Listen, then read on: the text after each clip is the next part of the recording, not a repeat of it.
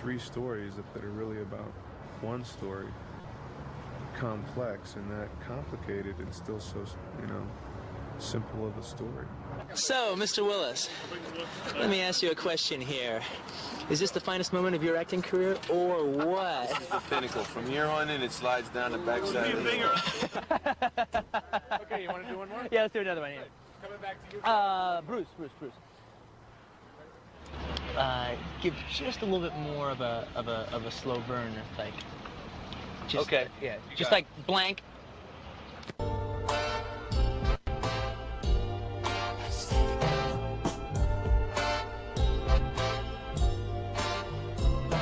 Creo que descubrirás, cuando toda esta mierda haya terminado, creo que descubrirás que eres un hijo de puta muy feliz. Lo que ocurre, Butch, es que ahora posees habilidad. Pero por muy doloroso que sea, la habilidad no perdura. Y la tuya no tardará en desaparecer. Bien, es una ley de vida muy dura, joder. Pero es una ley de vida con respecto a la cual vas a tener que ser realista. Verás, este negocio está lleno hasta los topes de cabrones poco realistas. Hijos de puta que creían que sus culos iban a envejecer como el vino. Si eso significa que se convierten en vinagre, así es. Pero si significa que mejoran con los años, pues no. Además, Butch, ¿cuántas peleas más crees que podrás aguantar? Un par. No existe el gran día para los boxeadores veteranos. Estuviste cerca, pero nunca lo conseguiste. Y si hubieses tenido que conseguirlo algún día, ya lo habrías conseguido.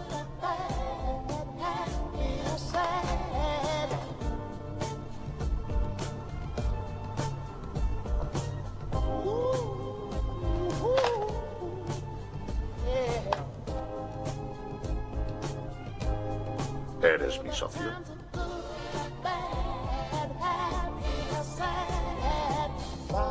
Eso parecen, desde luego.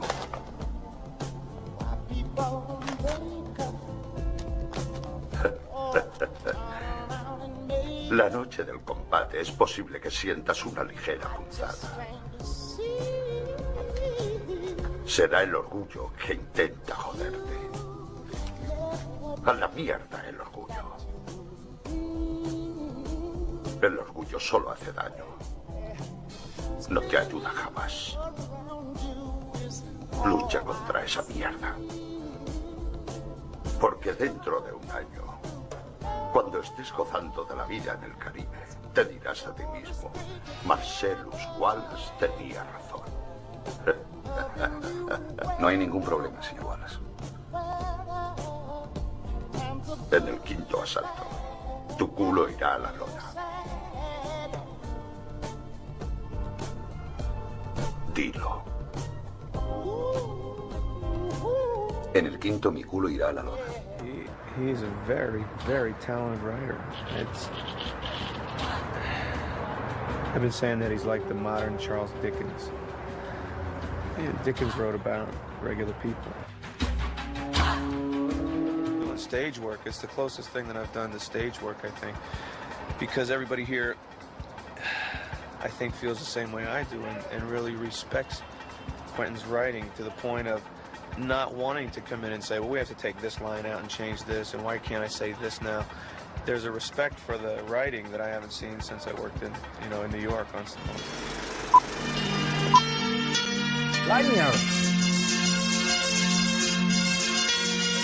Igual que difícil que es seleccionar la mejor escena de esta película, ¿no? Porque la tensión está del minuto 1 hasta el final. Estas historias se van entrecruzando.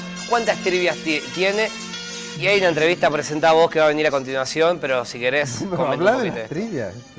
No, tengo tantas trivias de esta película. Bueno, tira una. Bueno, la de la curita ya la dijimos, justo se vio ahora en imagen, la curita de Wallace se vio, Sí. que fue por un accidente que tuvo afeitándose la cabeza y de ahí todo el misterio. Le creo. Todo el Le creo, bueno, saber lo que es. Claro. lastimarse la cabeza. ¿Te ha pasado de cortarte? Sí, tremendo. ¿A usted, Ale, cuando se pelaba, se cortó alguna vez? Maquinita nomás, cero. No, yo me sangré entero en el baño. ¿A vos gilet? Con la misma de la cara. Mirá, bien laburado. ¿Espuma o vamos ahí a la guerra? Es el lugar más común para lastimarse. Porque te agarra el cuerito, la no, piel. porque no ves nada ahí. Ah, estás como jugando ahí. Claro, saca. tenés que calcular, es una ciencia. Bueno, estábamos viendo, buena escena, lo de la curita decíamos que era simplemente un accidente que tuvo y después de ahí todo lo que era. Lo de la curita otra cosa. Yo también, que era el alma que era el alma de Marcelo Wallace. Que después aparecía. Claro, que estaba en la valija. Ajá. Porque, bueno, a mí me dijeron que vos qué crees que hay en la valija. Bueno, pero viste lo que dice Tarantino de la valija. A ver, me gustaría preguntarle a la gente que mande un mensaje, ¿qué creen que hay en la valija? Para mí cualquier respuesta es buena. Pero no seas tan ambiguo, decime una. No, para mí el alma de Marcelo Wallace. No, mi respuesta es la que dijo Tarantino, porque salieron tantas que es... Algunos decían que había rubíes también. Bueno, pero Tarantino te dice eso para ver la película. No, Tarantino dice que es lo que ustedes crean está bien. Bueno, lo pero que se imagine cada uno. Eso se como multiplica la cantidad de gente que la ve. Pero vos te crees que el director no está pensando eso. Sí, bueno, pero esa es una pregunta para el espectador.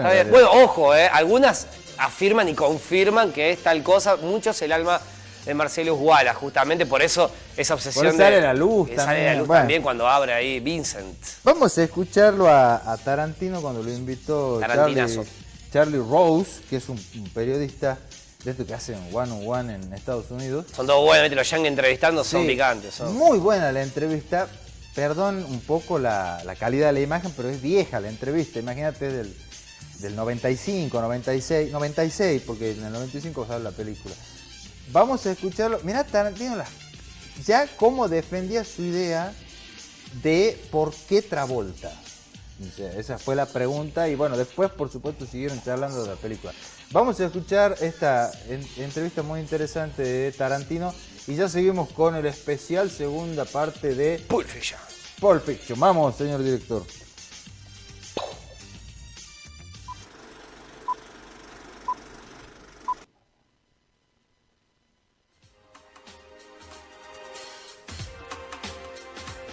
Welcome to the broadcast. Tonight we'll spend the hour with the writer and director Quentin Tarantino. In one of the tensest scenes in any movie this year, a gangster played by John Travolta drives his boss's wife, who is near death after an overdose, to the home of a drug dealer in the middle of the night. She needs an adrenaline shot to the heart, but neither Travolta nor the drug dealer have ever administered one. The men fight about who is responsible for the OD before Travolta plunges a needle into the chest of the comatose girl. Pulp Fiction, which won the top prize at Cannes this year, is the second film written and directed by Tarantino, a self-described movie geek who spent 5 years working at a video rental store.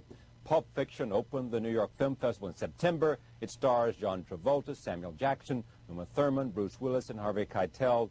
And we are pleased to have the director right here, Quentin Tarantino. Thank you for coming. Thank you. I was looking forward to being here. And saying hello to my table. Yes, exactly. The table. The table. The difference. What did you learn after you got past the story stuff? And is that what is best about even Pulp Fiction, where you got beyond the story stuff? Well, no. To me, I actually think one of my strengths is my storytelling. Yeah. Because I actually am committing to telling a story. It was because you're a writer. More as a viewer, okay. more the fact that I just like, I like it when somebody tells me a story, and I actually really feel that that's becoming like a lost art. But everybody says about you, the things that come out about you. One is a video arcade story, and growing up with your mother and loving the movies and seeing. They always talk about carnal knowledge, and the other thing that comes out is when they talk about you. And I want to talk about this a little bit later, but it is that you, in a sense, have taken novelistic techniques, very much so, and translated them to filmmaking, yes, to cinema. No, I know. That's the thing, is because to me, most movies that you see now, that used to be the thing about America, was the fact that Hollywood, forget America, Hollywood. Hollywood used to, that's what we did better than anybody else in the world. We told a really good story. Europe was where you had character-based films or mood-based films, but America, we told a story. We're the worst at it now, as far as I'm concerned. And telling a story. Telling a story. We don't tell a story. We tell a situation. Most of the movies that you see nowadays, and I'm not a Hollywood basher, because enough good movies come out of the Hollywood system every year to justify its existence, but without any apologies. However, a good majority of movies that come out, all right, you pretty much know everything you're going to see in the movie by the first 10 or 20 minutes. Now, that's not a story. A story is something that constantly unfolds. I'm not talking about like this quick left turn or a quick right turn or a big surprise. I'm talking about it unfolds, all right? Yeah, but you don't believe in a linear storytelling. Well, it's not. It's not so much I don't believe in it. It's the situation. Well, it's not the fact that I'm like on this big crusade against linear storytelling. All right, but it's the thing is, it's not the only game in town. Yeah. All right. I mean, the bottom line is, all right, my storyline jumps all over the place. Right. In Pulp Fiction. And forward. Yeah, back and forward. Now the thing is, the truth of the matter is, if I had written Pulp Fiction as a novel and I was on your show, you would never even remotely bring up the structure. Flashbacks or whatever it was. You would never bring it up. All right, because it's like a novel can do that no problem. Yeah. Novelists have always had just a complete freedom to pretty much tell their story any way they saw fit. All right, and that's kind of what I'm trying to do. Now the thing is, for both novels and film, 75% of the stories you're going to tell will work better on a dramatic basis, on a dramatically engaging basis, to be told from a linear way. But there is that 25% out there that, can be more resonant by telling it this way. And I think in the case of both Reservoir Dogs and Pulp Fiction, it gains a lot more resonance being told in this kind of like wild way. It was to define the signature. I got to move to Pulp Fiction, and we're going to see a couple of scenes here. Oh, it's the Big Mac scene. Set it up for me before we take our roll tape.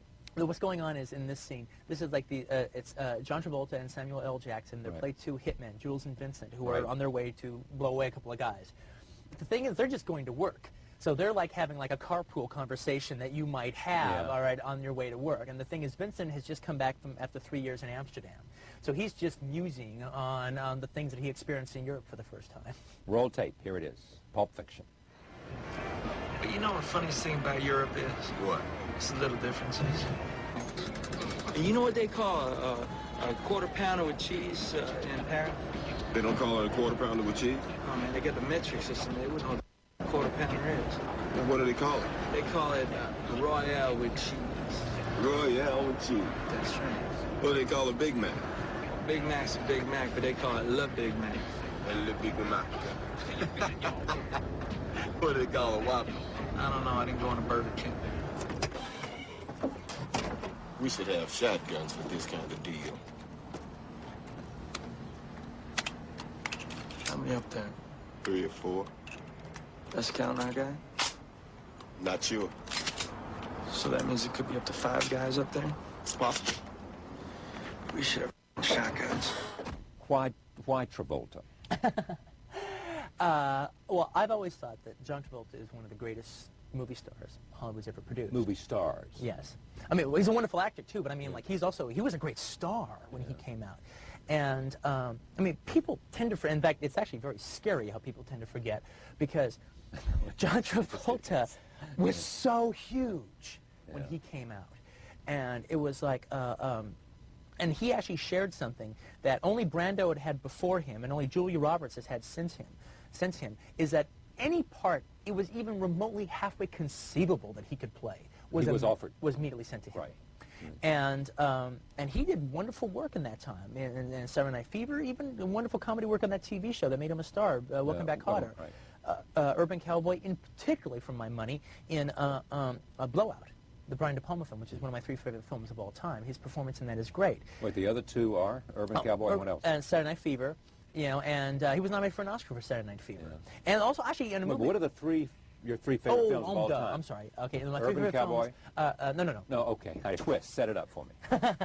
The twist. Well, in this scene... See some dancing here. Yeah, exactly. Now, in this scene, it's funny because a situation is happening in the film where John Travolta and Uma Thurman are at this, like, 50s restaurant. Right. And then all of a sudden they have this twist contest. And the thing is, everybody thinks that I wrote this scene to have John Travolta dancing. Yeah, but the scene existed before John Travolta was cast. But once he was cast, it was like, great, we get to see John dance. Roll tape. Here all the better. Want to dance? No. I do believe Marcellus, my husband, your boss, told you to take me out and do whatever I wanted. Now I want to dance. I want to win. I want that trophy. So dance good. All right. I'm here for a wrestling.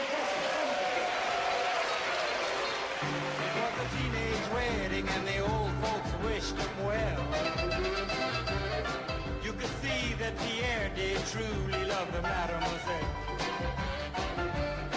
And now the young monsieur and madame. Like, where did Pulp Fiction come from? Yeah, well, it's like to me, when I look at it and I watch it, to me I kind of see like, you know, those like when like the French New Wave would do their version of crime films, when Jean-Luc Godard and Truffaut, and then like Jean-Pierre Melville before them would do their kind of like crazy French version of American movies.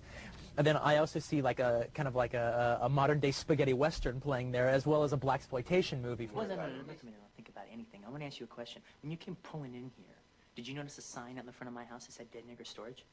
Jimmy, you know I ain't seen no shit. Did you notice a sign in the front of my house that said Dead Nigger Storage? No, I didn't. You know why you didn't see that sign? Why? Because it ain't there, because storing dead niggers ain't my fucking business, that's why. Well, Jimmy, we're not gonna store them. No. Don't you fucking realize, man, that if Bonnie comes home and finds a dead body in her house, I'm gonna get divorced? All right, no marriage counseling, no trial separation. I'm gonna get fucking divorced, okay? And I don't want to get fucking divorced. Now, man, you know, fuck. I mean, I want to help you, but I don't want to lose my wife doing it, all right? Jimmy, she ain't gonna leave. Don't fucking Jimmy me, Jules, okay? Don't fucking Jimmy me. There's nothing that you're gonna say that's gonna make me forget that I love my wife, is there? Now, look, you know, she comes home from work in about an hour and a half. Graveyard shift at the hospital. You gotta make some phone calls. You gotta call some people. Well, then do it. And then get the fuck out of my house before she gets here.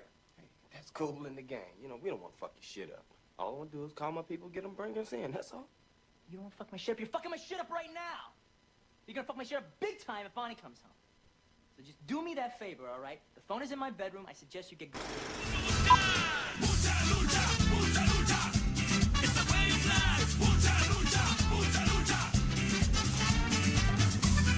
Yuma. Qué bueno desglosar un poquito, justamente porque Travolta, una de las grandes preguntas.